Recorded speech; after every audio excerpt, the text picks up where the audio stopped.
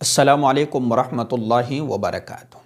7 ایسے لوگ ہیں کہ جن کو اللہ رب العزت قیامت کے دن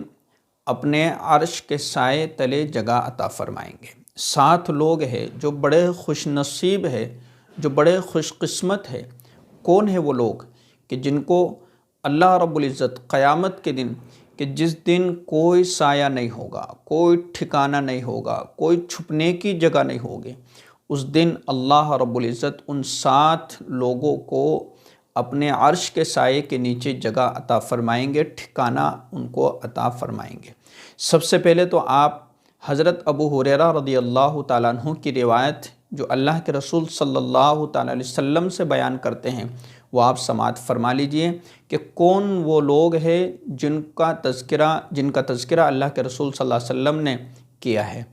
حضرت ابو ہریرہ رضی اللہ تعالیٰ عنہ سے روایت ہے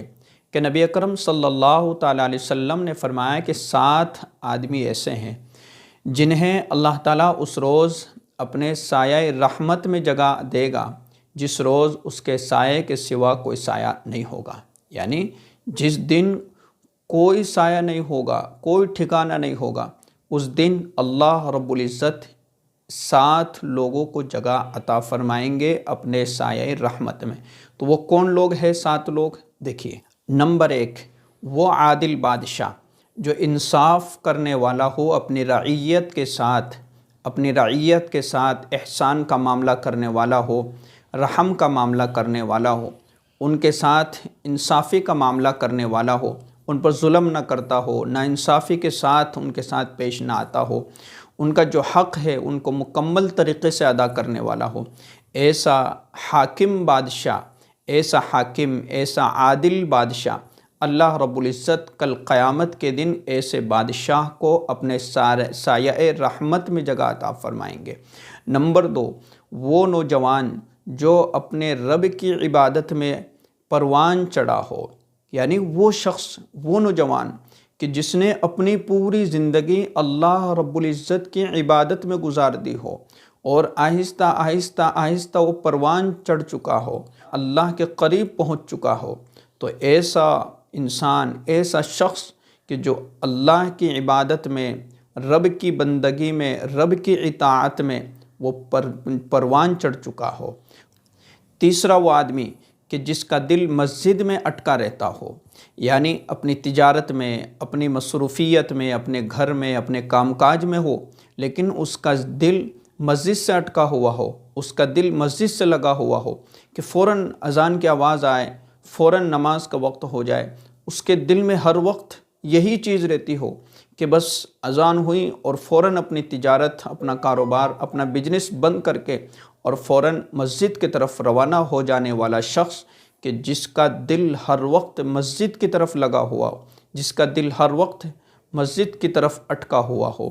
3 شخص ہو گئے، ایک تو عادل بادشاہ، نمبر 2 کہ جو شخص رب کی عبادت میں، رب کی بندگی میں پروان چڑھا ہو، اور تیسرا وہ شخص کہ جس کا دل مسجد سے اٹکا ہوا ہو، مسجد سے لگا ہوا ہو، اس کا دل مسجد میں لگا ہوا ہو، چاہے وہ کہیں پر بھی گھومتا ہو، تجارت کرتا ہو، کاروبار میں ہو، لیکن جیسے ہی اذان ہو جائے فوراً مسجد کی طرف اپنا رخ کر لے۔ چوتھے وہ 2 شخص جو صرف اور صرف اللہ کی محبت میں ایک دوسرے سے ملے ہو، ایک دوسرے سے ملاقات کی ہو، اور اللہ ہی کی محبت میں وہ ایک دوسرے سے جدا ہوئے ہو، یعنی کسی غرض سے یا کسی مطلب سے یا کسی اور وجہ سے نہیں، صرف اور صرف اللہ کی محبت میں کہ یہ بھی ایک انسان ہے، میں بھی انسان ہوں، یہ بھی ایمان والا ہے، میں بھی ایمان والا ہوں، ہماری جو ملاقات ہوئی ہے دونوں کی، ہمارا جو آپس میں ملنا ہوا ہے وہ صرف اور صرف اللہ کی محبت میں ہوا ہے، اللہ کو راضی کرنے کے لیے ہوا ہے، اللہ کو خوش کرنے کے لیے ہوا ہے۔ تو یہ وہ 2 شخص کہ جن کے لیے اللہ کے نبی صلی اللہ علیہ وسلم نے ارشاد فرمایا کہ ایسے 2 شخصوں کو کل قیامت کے دن اللہ رب العزت اپنے سایہ رحمت میں جگہ عطا فرمائیں گے۔ 5واں وہ شخص کہ جس کو حسن و جمال والی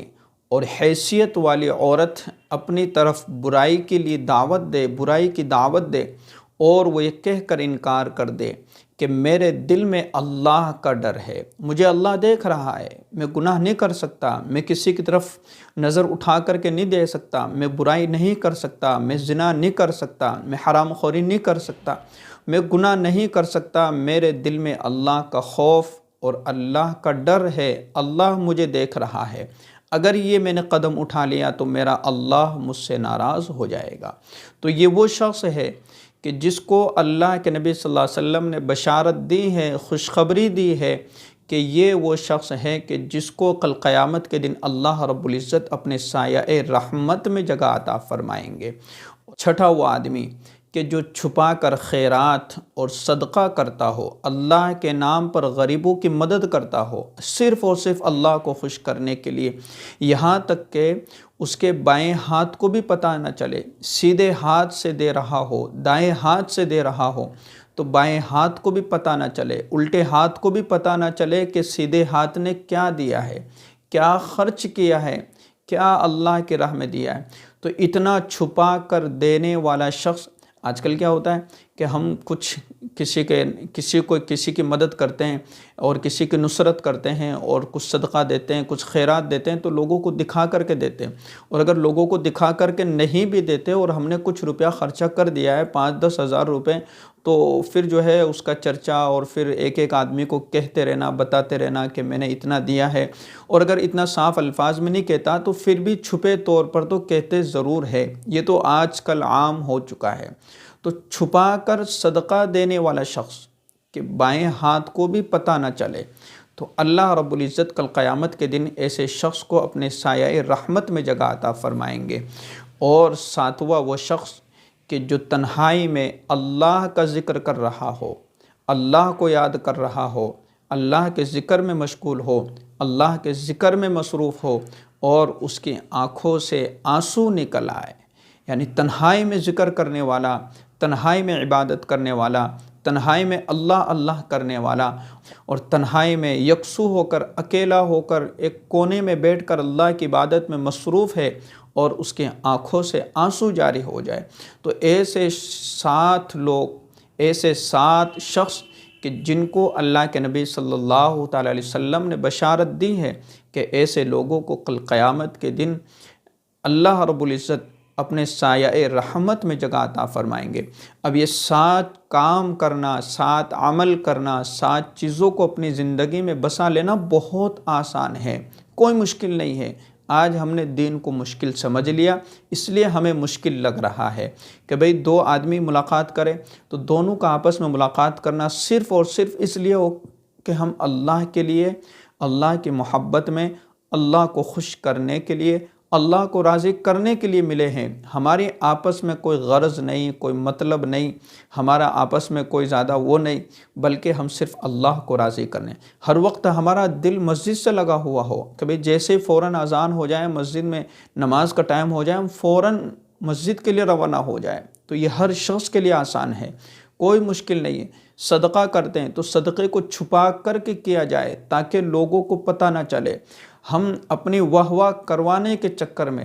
بہت بڑے ثواب سے ہم محروم رہ جاتے ہیں، اور تھوڑی دیر کے لیے اللہ کے لیے وقت نکال کر اللہ کا ذکر کرنا، ضروری نہیں ہے کہ مسجد میں ہی اللہ کا ذکر کرے، آپ اپنے گھر میں رات میں کسی بھی وقت تھوڑا سا وقت نکال کر کے آدھا گھنٹہ، 10 منٹ اور 20 منٹ استحضار کے ساتھ مصلی بچھا کر کے اور اللہ کی طرف متوجہ ہو جانا اور اللہ کا ذکر کرنا، یہ انسان کے دل کو اطمینان بھی بخشتا ہے، اور اس کی دل کی جو کیفیت ہے وہ پوری کی پوری کیفیت چینج ہو جاتی ہے، اس کو دلی سکون ملتا ہے، اطمینان ملتا ہے۔ تو یہ کام ہر شخص کر سکتا ہے، کوئی مشکل نہیں ہے۔ اس لیے میرا عزیزو، ہمیں ایسی چھوٹی چھوٹی باتوں پر عمل کرنا چاہیے تاکہ ہماری زندگی سکون والی زندگی بن جائے۔